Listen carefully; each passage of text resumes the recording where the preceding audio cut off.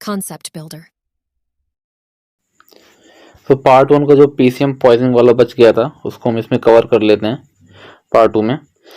Normally PCM poisoning अगर देखो normally कैसे इसका मेटाबॉलिज्म होता है, पहले हम ये चीज़ देख लेते हैं, ठीक। तो अगर हम पीसीएम को ओरली जब हम लेते हैं तो डायरेक्टली अपने मतलब लीवर में जब जाता है, लीवर में phase 1 reaction of metabolic phase 1 reaction होती है, इसको CYP2E1 बोला जाता है। क्या बोला जाता है? CYP2E1। इसके मदद से एक साइटोक्रोम एंजाइम होते हैं, माइक्रोसोमल साइटोक्रोम एंजाइम होते हैं जो पीसीएम को कन्वर्ट करते हैं डायरेक्टली NAPQI में, ठीक है, एन एसिटाइल पैराबेंजोक्विनोन इमीन में कन्वर्ट करते हैं। फिर फेज 2 रिएक्शन उसके बाद होती है। उसके बाद कौन सी रिएक्शन होती है? अपनी फेज 2 रिएक्शन होती है। उसके बाद अपनी फेज 2 मेटाबॉलिक रिएक्शन की अगर हम बात करते हैं तो फिर उसमें ग्लूकोनाइड कंजुगेशन होता है, ठीक। नॉर्मल डोज की हम बात करें, ग्लूकोनाइड कंजुगेशन होता है। ग्लूकोनाइड कंजुगेशन के थ्रू पोलर बनाया जाता है NAPQI को और ये एक्सक्रीट हो जाता है बाय यूरिन। वहीं पे अगर हम टॉक्सिक डोज मतलब नॉर्मल डोज से ज़्यादा अगर हम पीसीएम को देते हैं, कभी कभी हमसे बाय मिस्टेक हो जाता है, डॉक्टर भी कभी कभी प्रिस्क्राइब कर देता है, ठीक, या आप खुद से भी OTC लेके हम ले सकते हैं। तो उस कंडीशन में अपना एक ग्लूटाथायोन कंजुगेशन फेज 2 रिएक्शन भी एक्टिवेट हो जाता है। इससे जो टॉक्सिक वाला NAPQI होगा वो भी एक्सक्रीट हो जाता है, ठीक। अब पॉइजनिंग के केस में देखते हैं, अगर एल्कोहलिक लीवर है, एल्कोहलिक लीवर में CYP2E1 का मतलब जो एल्कोहल होगा वो CYP2E1 की एक्टिविटी को बढ़ा देगा, ठीक। देख लेते हैं आगे। CYP2E1 की एक्टिविटी को बढ़ा देगा, साथ में डिप्लीट्स करता है स्टोर ऑफ ग्लूटाथायोन। अब जब एक्टिविटी बढ़ जाएगी तो पैरासीटामोल से NAPQI में कन्वर्जन भी बढ़ जाएगा और ग्लूटाथायोन का जो लेवल है वो डिक्रीज होगा, इसकी वजह से एक्सक्रीशन डिक्रीज होगा। इसकी वजह से at last accumulation of NAPQI हो जाएगा। NAPQI की एक्यूमुलेशन लीड करता है सीधे हिपेटोटॉक्सिसिटी को, ठीक है, due to accumulation of NAPQI। अब इसकी एंटीडोट की हम बात कर लेते हैं। अगर एंटीडोट N-एसिटाइलसिस्टीन होता है। N-एसिटाइलसिस्टीन एक एंटीऑक्सीडेंट एजेंट होता है, एज अ ग्लूटाथायोन जैसे एंटीऑक्सीडेंट एजेंट होता है तो N-एसिटाइलसिस्टीन भी होता है, जो मैंने क्या करता है, रीजनरेट करता है स्टोर ऑफ ग्लूटाथायोन। ग्लूटाथायोन के स्टोर को रीजनरेट करने का काम करता है। साथ में जब रीजनरेट हो जाता है ग्लूटाथायोन, SH ग्रुप फिर से चला जाता है ग्लूटाथायोन के साइड और अपना नॉर्मली जो है फिर एक्सक्रीशन स्टार्ट हो जाता है जो टॉक्सिक डोज वाला है, ठीक है, अपने पास ऐसे रहता है। अगर हम बात कर लेते हैं, अगर इसकी अल्टरनेट क्या दे देते हैं अपन, अल्टरनेट भी यूज़ कर सकते हैं। अगर N-एसिटाइलसिस्टीन हमारे पास नहीं है तो मेथियोनिन यूज़ कर सकते हैं, ठीक है, मेथियोनिन यूज़ कर सकते हैं। मेथियोनिन में भी सल्फर प्रेजेंट होता है, लाइक सिस्टीन में SH सल्फाइडल प्रेजेंट होता है, इसमें सल्फर प्रेजेंट होता है और दोनों ही सिस्टीन मेथियोनिन दोनों ही अमाइनो एसिड्स होती हैं, ठीक है। और इसीलिए देखा जाए तो if there is a hangover after consuming the alcohol, अगर हैंगओवर है एल्कोहलिक कंजप्शन के बाद तो हेडक होता है। हेडक में उस टाइम पे हमको कभी भी पीसीएम नहीं प्रिस्क्राइब करना चाहिए, ठीक है। हेलो जनता, good morning to all of you. तो आज हम सेकेंड पार्ट लेके आ गए हैं, जनरल फार्माकोलॉजी MCQ का सेकेंड पार्ट है। फर्स्ट पार्ट आपने देखा होगा, उसको और ज़्यादा से ज़्यादा शेयर करिए, बाकी कैसा लगा आप कमेंट करके बता सकते हैं उसको। तो बिना देर किए हुए हम चलते हैं अपने सेकेंड पार्ट पे। सेकेंड पार्ट से पहले जो मैंने लास्ट क्वेश्चन वहाँ पे छोड़ा था फर्स्ट पार्ट में, antidote for PCM poisoning, paracetamol poisoning, उसका भी मतलब बहुत कम लोगों ने उस पर कमेंट किया है, उसका आंसर कमेंट किया है 2-4 लोगों ने। आपको अगर पैरासीटामोल पॉइजनिंग का एंटीडोट नहीं आता तो आप पढ़ क्यों रहे, मेरे को समझ में नहीं आता पहली चीज, ठीक है। तो आप किस मतलब ईगो में जी रहे हुए कमेंट करने में आपको प्रॉब्लम है, ठीक। हमारे पास जितना कम रिसोर्स है हम मतलब हर संभव कोशिश कर रहे हैं कि आपके तक वीडियो को पहुंचाए। आप ऐसे अगर करोगे तो फिर पॉसिबल नहीं हो पाएगा। हम चलते हैं आज पहले क्वेश्चन की तरफ।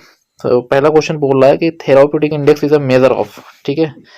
तो फर्स्ट ऑप्शन है ड्रग सेफ्टी, सेकंड है बायोअवेलेबिलिटी, पोटेंसी, एफिकेसी। तो थेराप्यूटिक इंडेक्स जो मेजरमेंट जो करता है वो करता है ड्रग सेफ्टी का, कि ड्रग कितनी सेफ है। थेराप्यूटिक इंडेक्स किसी भी ड्रग का जितना ज़्यादा होता है ड्रग उतनी सेफ होती है, ठीक। थेराप्यूटिक इंडेक्स का फॉर्मूला क्या होता है, इसको हम याद रख सकते हैं, सेकंड, इसको हम याद रख सकते हैं टाइल से याद रख सकते हैं, ठीक है, TILE tile. TI represent the therapeutic index and L represent the LD50 upon ED50, LD50 upon ED50, ठीक है। और जितना थेराप्यूटिक इंडेक्स किसी ड्रग का होगा उतना ही ड्रग सेफ होगी। तो नेक्स्ट क्वेश्चन की तरफ बढ़ते हैं अपन। A drug that compete for active binding site is called, मतलब क्या है, ड्रग, कोई ड्रग पहले से अगर बाइंड है और उसके साथ कोई ड्रग compete कर रही है उस एक्टिव साइट पे बाइंड होने के लिए, तो उसको क्या बोलते हैं, तो उसको कॉम्पिटेटिव इनिबिशन बोलते हैं। ठीक है, क्या करेगा, कॉम्पिटेटिव इनिबिशन। बाकी आप ऑप्शन देख सकते हो, नॉन कॉम्पिटेटिव है, covalent inhibitor, none of these है, तो कॉम्पिटेटिव इनिबिटर राइट आंसर होगा। ठीक है, तो competitive inhibitor is a right answer. ठीक, देन क्वेश्चन नंबर 3 देखते हैं। Essential drugs are those medicine, मतलब क्या, कौन सी मेडिसिन असेंशियल ड्रग्स होती हैं। तो ऑप्शन नंबर ए है that are needed to treat emergency conditions, B है that are needed to treat serious disease, C है that satisfy the priority health care needs of population. मतलब जो population, most of the जो population है उसकी health care need को जो drug fulfil करती है उसको हम असेंशियल ड्रग्स बोलते हैं। According to this option number C is the right answer, option number C. ठीक है, क्वेश्चन नंबर 4 देखते हैं।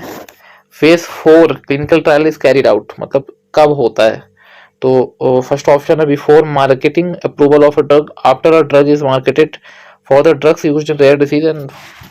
ठीक है, तो आप अपना टाइम लेके पॉज करके इसका आंसर दे सकते हैं। मैं बता देता हूँ आपको इसका आंसर क्या होगा।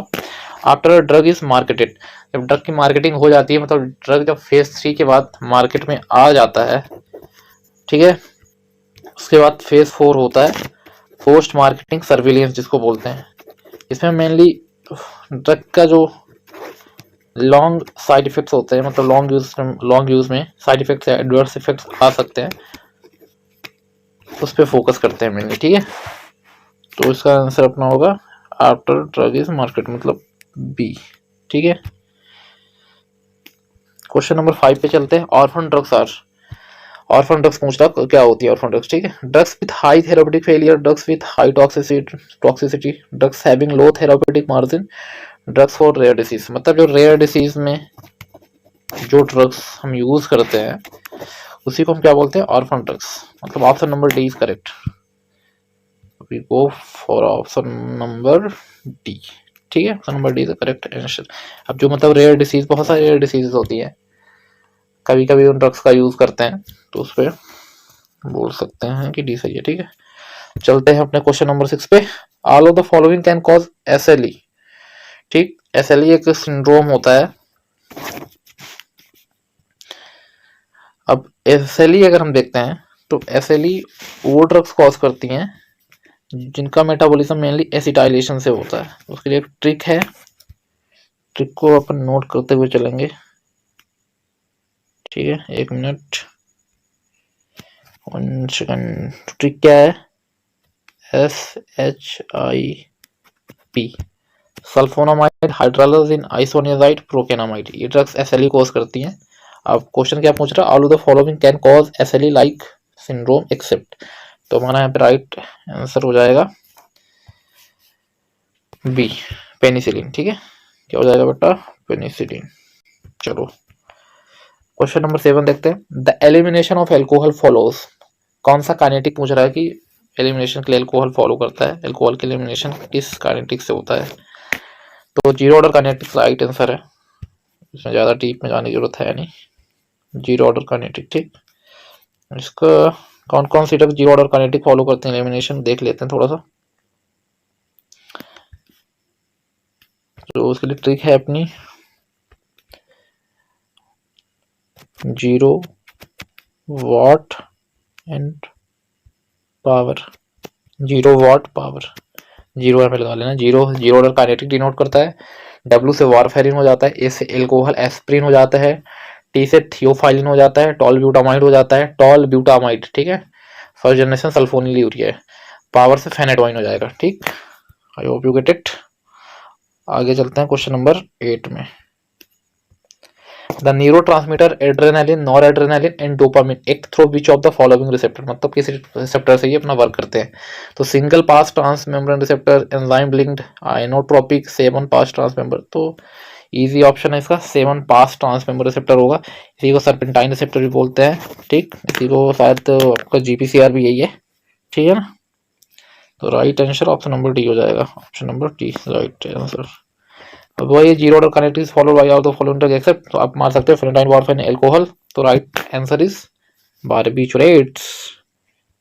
ठीक, बारबिचुरेट को ऐसे पॉइजनिंग में डायलिसिस होता है, ये भी याद रखना। ठीक है, चलो क्वेश्चन नंबर 10 देखते हैं। Phocomelia is best described as, ठीक है ना, defect in development of long bones, defect in development of flat bones, defect in cartilage replacement by bones, defect in short bones. तो फोकोमेलिया मेनली डिफेक्ट होता है long bones का, ठीक है ना। अगर हम फोकोमेलिया यूज करते हैं, सॉरी मतलब फोकोमेलिया एक टेरेटोजेनिक इफेक्ट है जो कि थैलिडोमाइड से आता है, ठीक है। थैलिडोमाइड ड्रग है, थैलिडोमाइड लिख देता हूं मैं,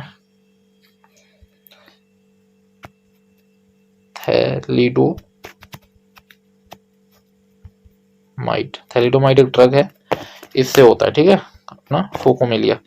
ENL वगैरह में अपन यूज करते हैं, लेप्रोसी पढ़ोगे तो उसमें ENL एक टर्म होती है, वहां पे अपन यूज करते हैं स्किन डिसऑर्डर। क्वेश्चन नंबर 11 देख लेते हैं। क्वेश्चन नंबर 11 क्या बोल रहा है, which of the following the most accurate method for calculating the drug dosages in children. Children में क्या सबसे मोस्ट एक्यूरेट मेथड होता है डोज कैलकुलेशन का। तो weight of the child in adult dose, age of the child, and D is the body surface area. तो body surface area most accurate way होता है, ठीक है। चाइल्ड डोज कैलकुलेशन जरूर पढ़ लेना, क्वेश्चन यहाँ से बनता है, ठीक है। Body surface area. Question number 12 देख लेते हैं। एज पर DNC drug and cosmetic act 1914 rule 1945, ठीक।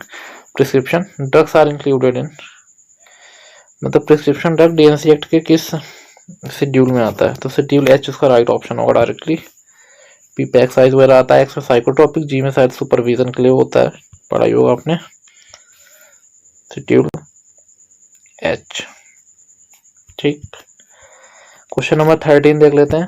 All of the following agents act by nuclear receptor except, तो थायराइड हार्मोन T3 T4 वो होता है, विटामिन D होता है, इंसुलिन भी होता है, इंसुलिन नहीं होता सॉरी, इंसुलिन टायरोसिन काइनेज से करता है जो कि GPCR का पार्ट होता है, बाकी स्टेरॉइड भी इसी से होता है, ठीक है।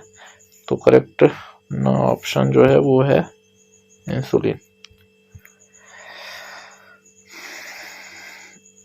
अब क्वेश्चन नंबर 14 देख लेते हैं, क्या बोल रहा है क्वेश्चन नंबर 14 कि all are the secondary messenger except, सारे के सारे सेकेंडरी मैसेंजर है एक्सेप्ट छोड़ के, है ना। तो एक CMP भी होता है, GC नहीं होता, DAG भी होता है, IP3 भी होता है। तो इसका करेक्ट ऑप्शन बी हो जाएगा, ठीक है, बी। तो क्या क्या होता है एक बार ये देख लो, कुछ गैसेस भी होती हैं इसके अंदर, इसलिए बता देता हूँ मैं, एक मिनट। तुम्हारा एक CMP CGMP तो होता ही है, साथ में DAG, IP3, एक NO एंड CO गैस भी होती है, सेकेंडरी मैसेंजर में आती है, NO एंड CO, ठीक है ना। समझ में आ रहा हो तो एक बार मैं और लिख देता हूँ, NO एंड CO होती है, एक सेकंड,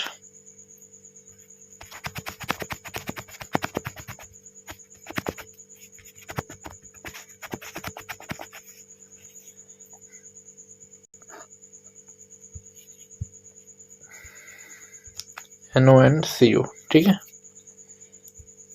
नेक्स्ट देख लेते हैं question number 15। Good clinical practice is not required in, किसमें GCP रिक्वायर्ड नहीं होती। तो क्या क्या ऑप्शन है, प्री क्लिनिकल फेज जो मतलब एनिमल्स में मेनली किया जाता है, फेज 1 फेज 2 फेज 3। तो क्या है, प्री क्लिनिकल फेज में आपको GCP की नीड नहीं होती, GCP mainly phase 1 phase 2 phase 3 में किया जाता है, रिक्वायर्ड होता है। प्री क्लिनिकल जो फेज है ये CPCSE गाइडलाइन से चलता है, ठीक है, जो एक एनिमल गाइडलाइन होती है उससे चलता है। क्वेश्चन नंबर 16, इसका राइट आंसर क्या होगा, क्वेश्चन 15 का ए होगा, ठीक है। क्वेश्चन नंबर 16 देख लेते हैं। AD50 is use for dated mining, काहे के लिए यूज होता है AD50। तो AD50 हमारा यूज होता है पोटेंसी के लिए, पोटेंसी एफिशिएंसी सेफ्टी टॉक्सिसिटी लिखा है, पोटेंसी के लिए, पोटेंसी डिटरमाइन करने के लिए हमारा AD50 यूज होता है, AD50, ठीक है।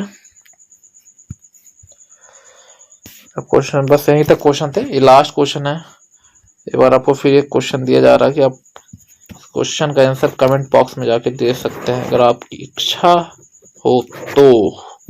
ठीक है, क्या है एक बार क्वेश्चन रीड कर लेते हैं। Name of the drug which reversibly block the Uptake of acetyl choline, ठीक है, inside the pre synaptic vesicles. मतलब समझा भी देता हूँ क्वेश्चन की राइटिंग क्या है, मीनिंग क्या है।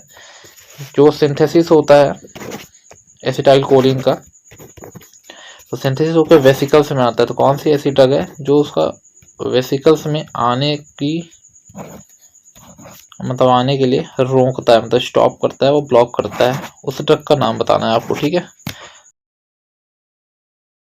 चैनल को सब्सक्राइब करें, अब तो वीडियो भी आ गया।